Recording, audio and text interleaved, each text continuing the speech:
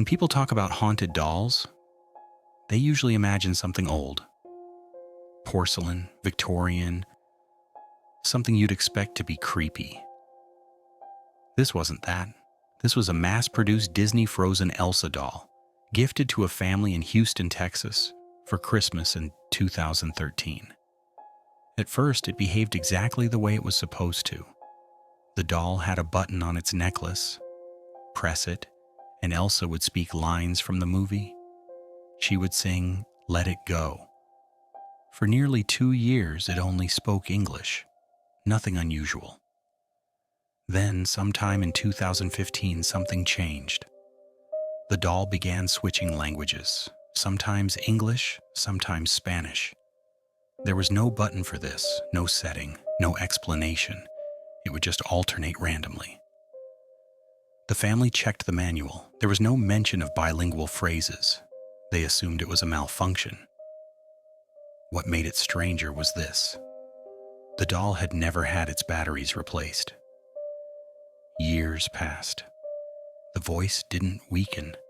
The songs didn't slow. And sometimes the doll would begin speaking without anyone touching it, even when the switch was turned off.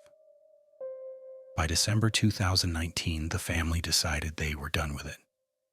They threw the doll into the trash outside their home. Weeks passed. The doll was back. Not near the trash.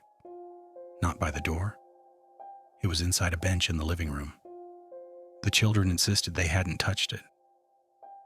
The mother believed them, because to get the doll back, someone would have had to dig through the garbage outside. After that, the doll stopped singing "Let It Go" in English entirely. It only spoke Spanish.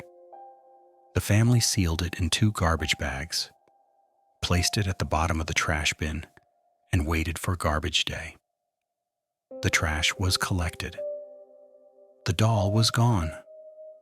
Shortly after, the family went on a trip. When they returned, the doll was waiting. This time, it was in the backyard, still working, still speaking. At that point, they decided to remove it completely. They mailed the doll to a family friend in Minnesota.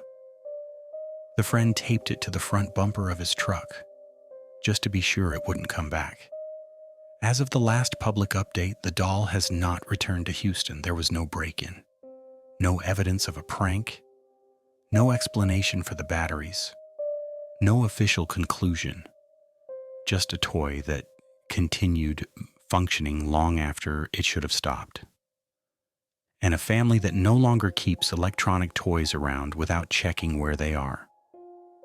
This wasn't an old relic. It wasn't cursed history. It was something bought off a shelf. And that's what made it harder to ignore.